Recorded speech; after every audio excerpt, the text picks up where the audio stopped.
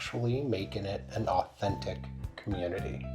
Yeah. A genuine, authentic community. And it starts with you. It has to. Because collectively we wouldn't do it. Welcome to Fireside Talks, where we help bring you from survival to stability. Through skills, support, and the hope of Jesus Christ.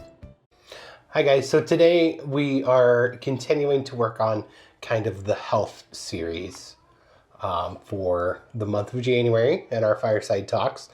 So we had a little bit of message about what the Bible says about health and kind of the whole New Year idea. Then last week, we spent some time talking about physical health. So this week, we're going to talk about mental health.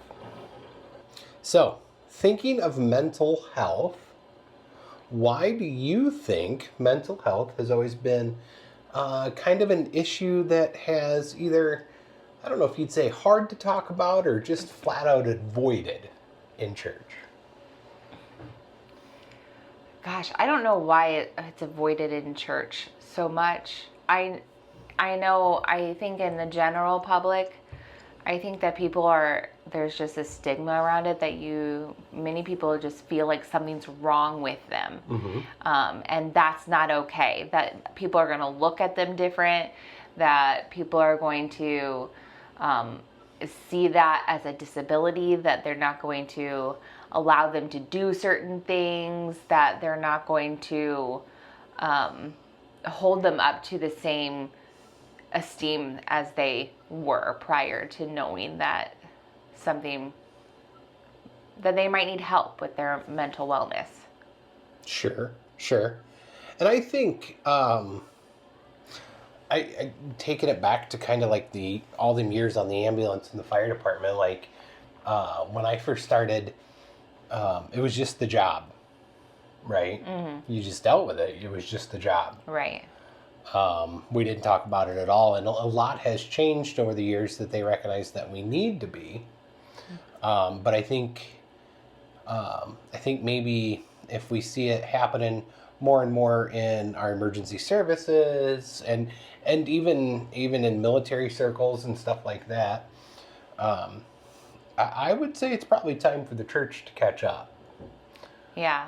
Well, and I wonder, and I do want to preface that neither of us are mental health experts. Right. I have some psychology background, but very little. A long time ago. Yeah. But with that, I have had a lot of studying. I've done a lot of studying and research through doing foster care and adoption and just trying to better the mental health of my children and myself. And so we just speak from that background. Right. Just personal experiences, and stuff like that. Yeah. No kind of professional training. We are not counselors or psychologists or anything like that. Not professional counselors. Right. We don't have any degrees in any of that. Because I had to study counseling in Bible college. But sure. We're not... So there's that kind of background, but... Right, but we're not any kind of licensed anything. Right. So just to preface that. Right. But I also think that with mental health in the church being such a big stigma, people may feel like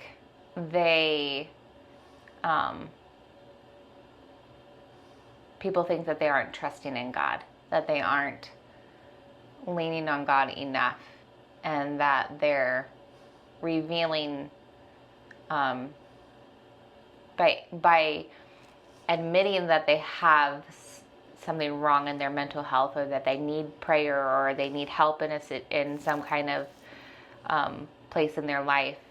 They may feel like they are admitting in a weakness in their faith. Sure. So I'm supposed to be living in the joy of the Lord, and I have this anxiety, this depression, whatever it is. Right.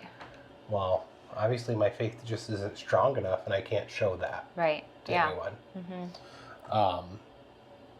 And I can't remember where I read it, or even when, for that matter. But Like, it's a crazy amount of pastors that are on anti-anxiety meds. Yeah, because they have no one to turn to, no one to talk to, because they have to put up, it's expected that they put up this front in front Right. of their congregation that they are better, that they can do things better, that they are relying on God and they can grit through it. And whereas the rest of the congregation can come to the pastor for prayer and counseling, the pastor has no one.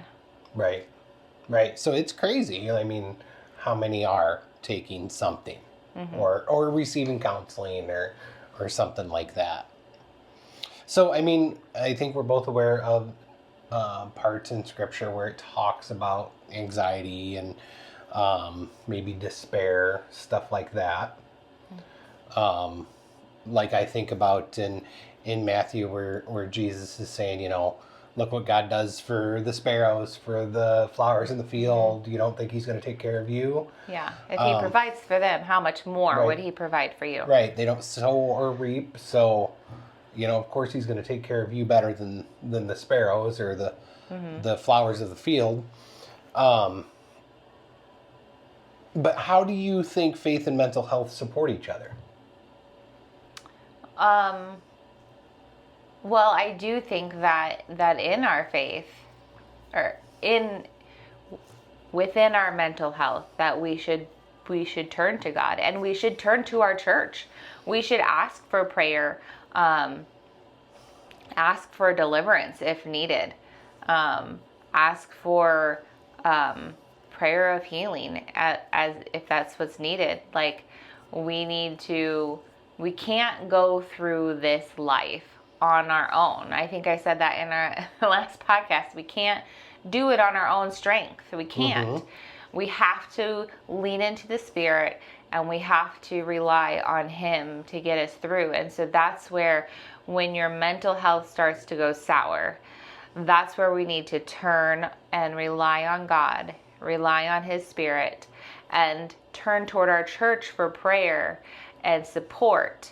Because sometimes, especially when you're going through times of grief, and you know, we're all called to serve one another. Grief is multifaceted symptoms, multifaceted emotions, and God calls us as a congregation, us as the church, to serve each other. And so when we go to each other in our with our mental health needs, it allows the church to serve each other like we're called as well. Does that make sense? Does that answer your question? Yeah, I think so. So do you think then maybe when we think of these times of despair or anxiety or whatever that we're dealing with, and we say that we should turn to God, we should turn to the Holy Spirit, we should turn to Jesus, we should do all these things. But do you think sometimes maybe the community, our faith community that He's put around us, was exactly what His plan was? Yeah, absolutely. You know, like, you're not going to have some big revelation. It's going to be the community that God's put around you. Relying on the people. Right. Yeah. And maybe that's just as much relying on God as when you rely on the people He put in your lives.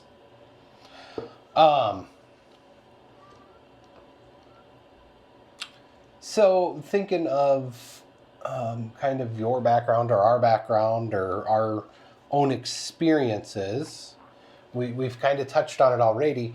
Do you think there's some kind of misconception about having this strong faith yet struggling with depression and anxiety? And Oh, wait, say that again. is there some kind of misconception about having a strong faith and still dealing with these things? Well, yeah, because even Paul says he deals with anxiety. Sure. And he's prayed for, I don't know where it was. Do you know where it says it? I'm kind of drawing a blank at the moment. Okay, I will look it up and put it in the show notes. But he prays for this anxiety to go away. And basically his realization is that he needs to have it to remind him to turn back to the Lord. Sure. Like, so he's asked for this the thorn in his side. Yes, the thorn in his side to be taken away. But he needs that in order to remind him that he can't do it by himself. So sometimes in that way, we need to have this to remind us that we can't do it alone. Right. No, I agree with that. So another thing, and you'll have to remind me, I feel like we just talked about the idea of I deserve this. We talked a lot about it at the last podcast, just a tiny bit. But. Right, but I feel like it's something we've talked about and how that's kind of a misconception that... Mm-hmm. So I don't want this to come off as like, I'm going to have that spa day because I deserve it. It's my mental health day. Right. Right. But has there been a time where you were like, nope, I have to deal with, I have to take this seriously. Right. My mental health, just as much as I do my physical health. Right. So this is something that I struggle with, right? Mm-hmm. Because as Christians, as humans, we're meant to have joy. Sure. We're meant to find joy in something and enjoy it. And like, I love painting, Mm-hmm. right? And so we were going through this whole process of how we need to have like a hobby so that we can just to clear our minds and to do something fun. Okay, so I'm struggling with this because as I'm studying, that is selfish of me. Sure. It's selfish of me that I need to have a hobby so that I can clear my mind. Mm-hmm. What I need to do is clear my mind and pray. Mm-hmm. And rely on the Lord. Those are the times that I need to set aside. Jesus absolutely set that example and his disciples of going aside and praying and filling up with the Lord. Being alone to pray with the Lord. So he absolutely set up that example of needing that time by yourself to fill with the Word. Right. To fill with prayer. Not with painting. Not with fishing. Okay? Not that those things aren't wrong. Because we are still called to find joy in things. So there's nothing wrong with having fun painting or fishing. There's nothing wrong with finding joy in that. But to say, I deserve that painting time or I deserve that spa day because I need time alone to clear my mind for my mental health. Sure. That is not necessary, and that is not what the Bible depicts for us or calls us to do. We are called to be servants, and when we feel burnt out, to fill up on the Word, to fill up on the Holy Spirit, and lean into Him to get through. Okay. So I guess you answered a lot of it. But when do you feel like that's something you actually started to take seriously? At what point did I start taking it seriously? Mm-hmm. A month ago. This is something that I'm listening to other biblical podcasts. They have been doing apologetics on this, and there's a biblical counseling podcast that I listen to, and they talk about it from a biblical counseling point of view, about this mental health day, and that's where kind of my study came from. And turning back to the Bible, where should be the root? Like, that makes sense. Like, nowhere does it say, oh, you deserve to take time away. Oh, as a mom, you deserve to take that bubble bath with chocolates. Like, no. Like, if your kids want to do that for you, if your husband wants to do that for you and you enjoy that time, absolutely enjoy it. Take joy in that, but you don't deserve it. Does that make sense? Yeah. I think you're going to make people mad. Oh, sorry. I mean, if you want to debate it, I'm absolutely up for a debate, because this is something that I've been struggling with, but it biblically, it makes sense to me. So if you're going to argue with me, you better show me biblically where Sure. Where it is, and I'm willing to hear it. Right.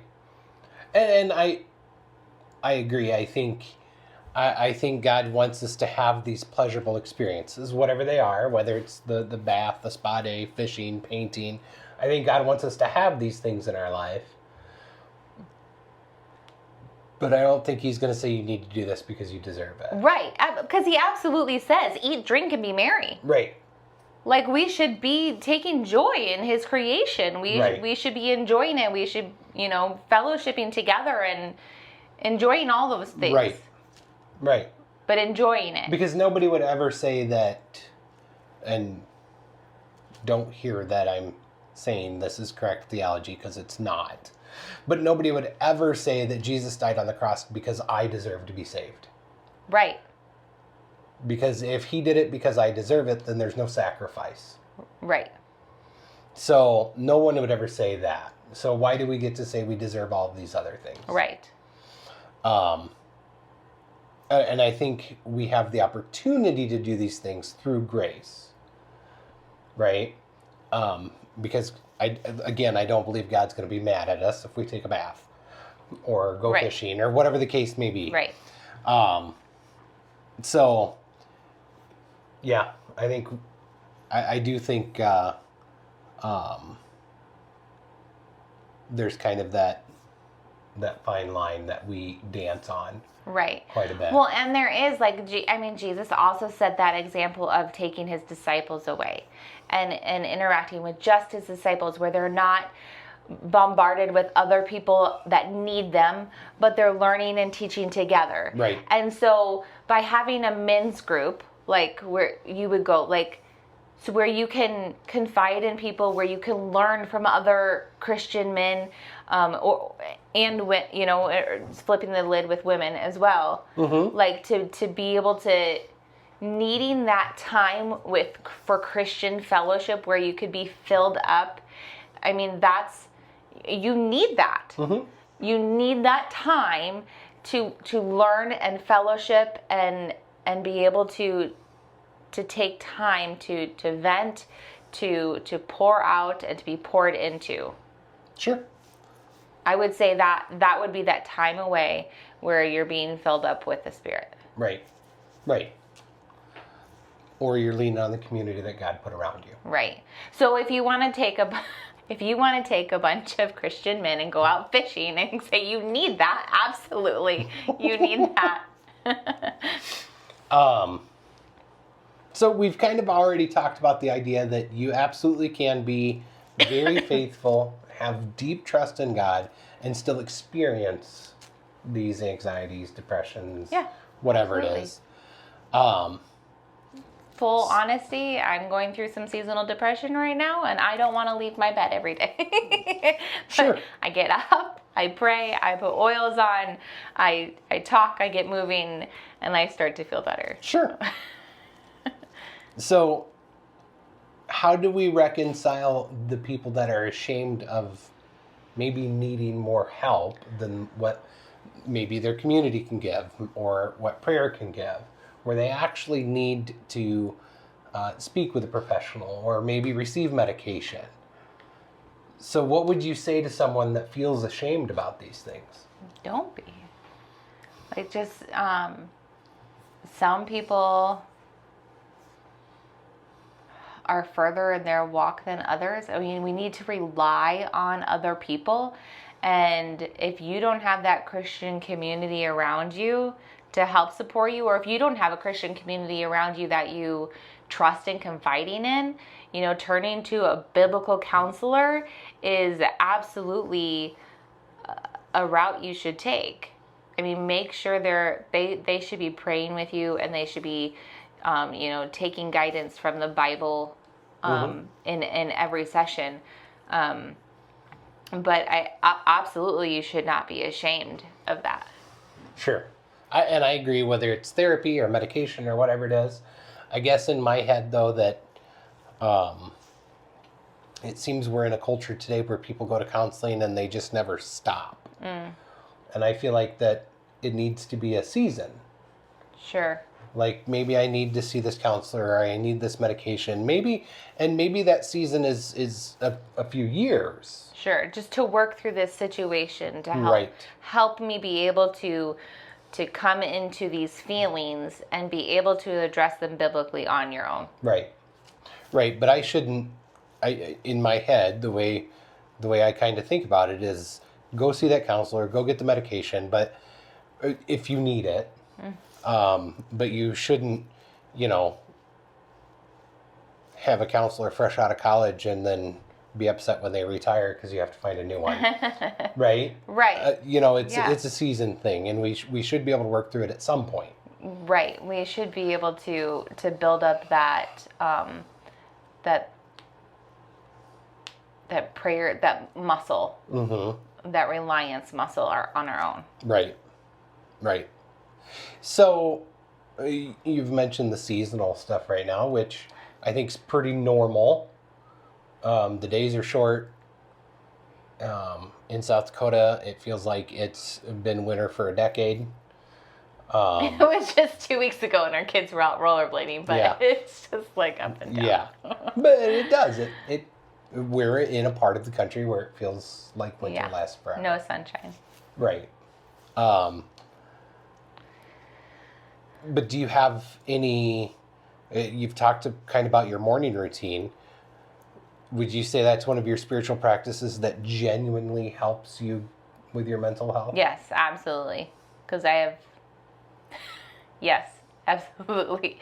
Because knowing that I need to rely on God and that He's going to help me through the day helps me put my mind in a set that I don't have to face this day alone. Sure. That when the kids start getting lippy with me because they're going through the same thing, that I can take a deep breath and I can let His words flow from me instead of my snappy words, which I have to say that doesn't always happen, but I can step back and take a breath and apologize and move forward. Sure. So I think in the practical sense, or maybe more in the biblical sense, very, very few people practice a Sabbath. And I would say that's something that we don't necessarily do a great job at, is practicing a Sabbath. And I think maybe we do aspects of it, but when I think of the Sabbath, and I'm not talking about the legalistic Sabbath that we see the Pharisees and Sadducees talking about, that you can't, where they got mad at Jesus for plucking a grain of wheat, right? I'm not talking about that type of strict Sabbath, but just kind of that day of rest. How much better do you think we would be overall if we did practice a Sabbath? Oh, yeah, absolutely. Because that's, and I guess you think about, I deserve that spa day.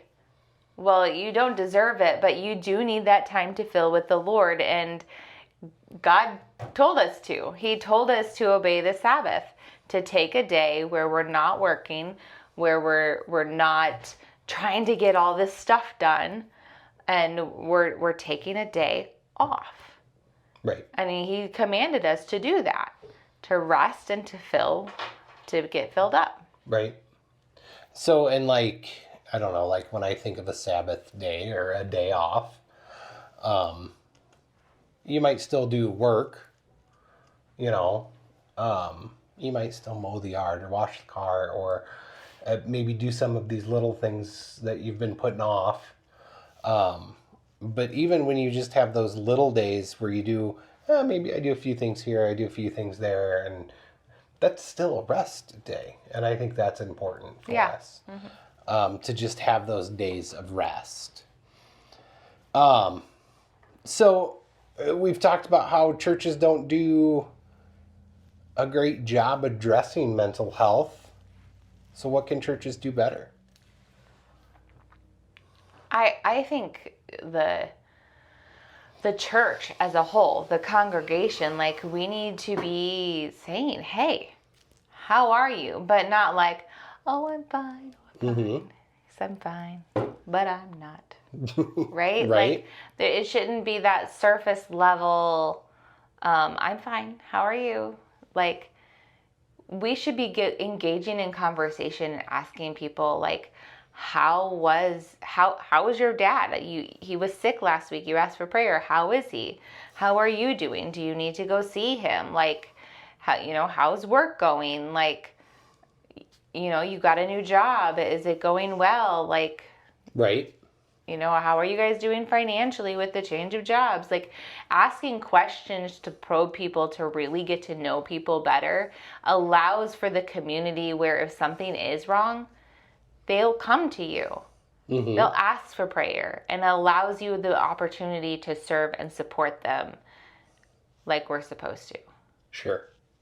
So I think my answer to that question is to the church as a whole, congregation, getting to know each other better and being able to rely on each other better like we're supposed to in the Acts church. Right.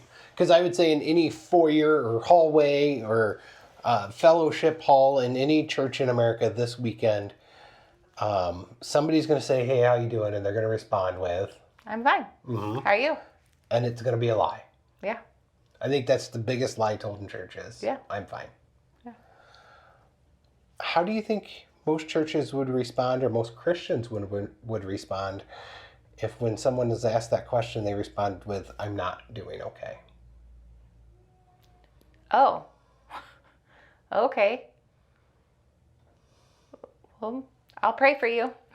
I think that's what most people would respond. Right? I agree. Or I think they'd be like, oh, okay. I think I hear my mom calling. I don't think most people would say that, but I think that they say, "Oh, well, I'll pray for you," rather than when in response we could say, "How can I pray for you?" and pray for them right then and there. So it's not just a surface level. I'll pray for you, and you walk away and you forget. How can I pray for you? And sit down and pray for them right then and there. I do that in text messages too. I don't like that. I'm sorry. I'll pray for you. I'll pray for you. And in messages and things like that. And instead, I try and write out a prayer for them and send it to them. Mm-hmm. And so I am praying that prayer as I send it to them.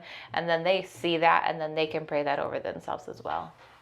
And they know I'm actually praying for them. Sure.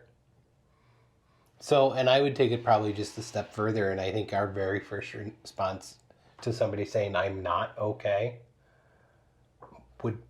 would probably need to be why. What's going on? Sure. Yeah, and I guess my thought is that would develop from that conversation. Sure. But I think that's just one of those important things that we don't get a lot of today. And I think that's what genuinely builds community. Mm-hmm. Is when you say, why? Why? What's going on? Mm-hmm. What do you need help with?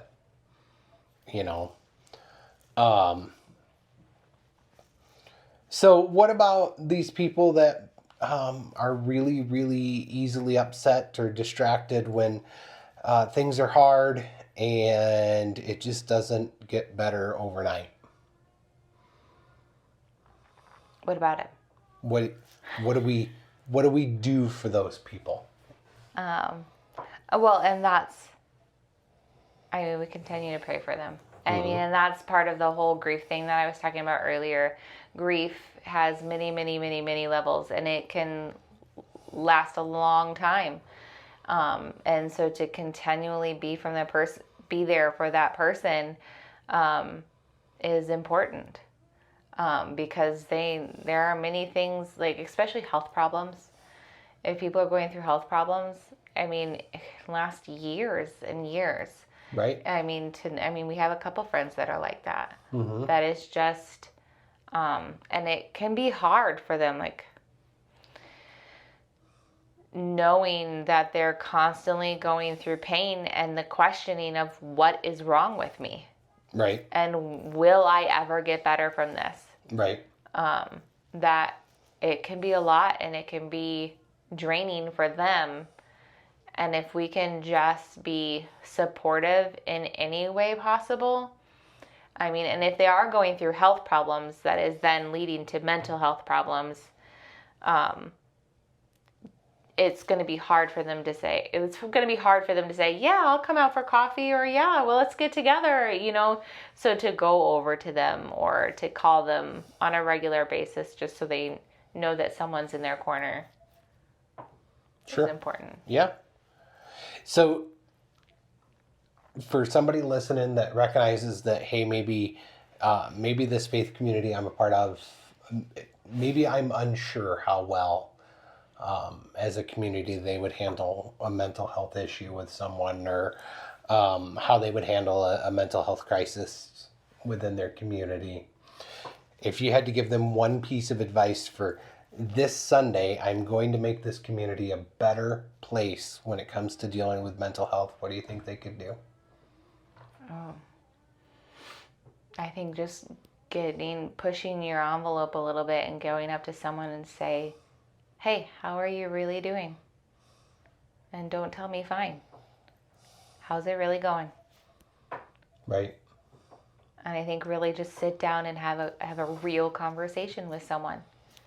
And it's one of those crazy buzzwords that I hate using, but actually making it an authentic community. Yeah. A genuine, authentic community. And it starts with you. It has to. Because collectively we wouldn't do it. No. But if one person does it, it's one of those domino effect things. It's too easy to walk in the door and to sit down, do your prayer and penance, and walk out the door. Even if you actually serve. Mm-hmm. To walk in, go through worship practice, or go down with the kids and teach your little lesson that it's already pre-laid out for you. Say bye, love you, good job, kids were great, and walk out the door. And not really know anybody. Mm-hmm. It's too easy. So it starts with you. To sit down and ask somebody, hey, how was your week? What did you do? Okay, kind of on the same note, if there's somebody listening right now that feels alone in their struggle, what would you say to them? Find a church. Find a church, find a community that you can get plugged into. Somebody that has a small group would be the best. Either a small church or someone that has a small group that you can get plugged into that have similar interests, that you can build those relationships. Sure. I agree. It's find that community wherever it is. Yeah. And it's huge to feel like you're needed, to feel like you're wanted, and to feel like people truly want to know how you are. But it's huge. And but it has to start with you. You have to reach out to people, and you can't we can't be selfish. We can't be, well, they're not reaching out to me, and so this just isn't the community for me. I promise someone in there wants someone to talk to them, but they don't have the gumption to come to you. So it has to start with you. Right. All right. So I think that kind of wraps up a lot of our mental health stuff. Obviously, there's a bazillion things we didn't even touch on. Sure. And I guess I do want to just give a glaze over. Like, there are many things you can do besides prayer to boost your mental health. Like, prayer should always be involved in that.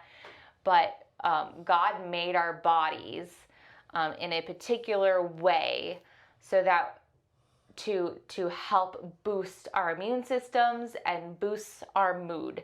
And when we reminisce about happy moments, when we look through pictures, when we give hugs, when that gives off a certain hormone in our body that is going to make us feel happy. Even if you're reminiscing about your dead parents or grandparents and it makes you cry, that still is boosting that hormone in our body to make us feel better.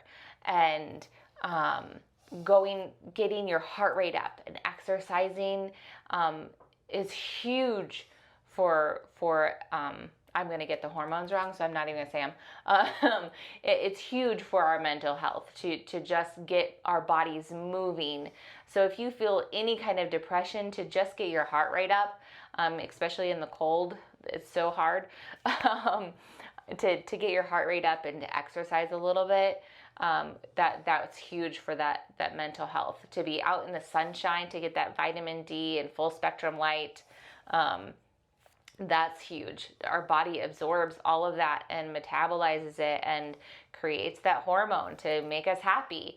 And so these spicy foods can also help make you happy. So if you can enjoy spicy foods, and so and I think maybe a lot of times spicy foods there creates a community like around spicy foods, and so but anyway, like those are all physiological things that God has put in our bodies that we can do to help boost our mood.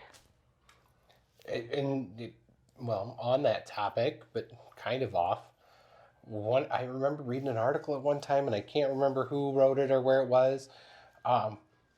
But you get a lot of those same hormones, those happy hormones, from petting a dog. Oh, yeah, petting the dogs. Well, and I said hugs.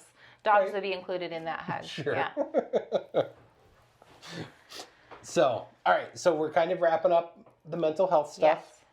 Yes. I'd have to look at the calendar. We don't have another I think Monday in January, do we? no. We don't. We do not. So we'll be going into February. Right. So we'll be starting a whole new set of topics. Yes. And we don't know what they are yet. Stay Right. tuned. Right. But we'll have a whole new set of topics for February. We kind of covered the health aspect. We've already done kind of a budget money one. So we'll see what we get into next month. Otherwise, I think we probably need to do a fireside update too at some point soon. We got a few things kind of slowly moving. Right. So it's just not Right? like want to And- have more information. Right back to that seasonal thing. It's kind of tough to do a bunch of land shopping and moving and stuff in January in South Dakota. Yeah. It's just kind of a tough time of year for that type of work. Yeah. But if you're new, if you are new to our podcast, our very first podcast, we talk about what Fireside Community is and what our goals are. And so you can go back to episode number 1 and you can find out more about that as well. We also have our website and linked below where you can give to the community if you'd like. And you can also purchase our merch there. Right. And as a reminder, we don't make any money off the merch. It all goes to the 100% mission. of the proceeds go to the So, community. Mhm. All right. Well, I guess we can let everybody go until we come back in February with a new set of topics. Yep. All right. See you later. Have Bye. a good one.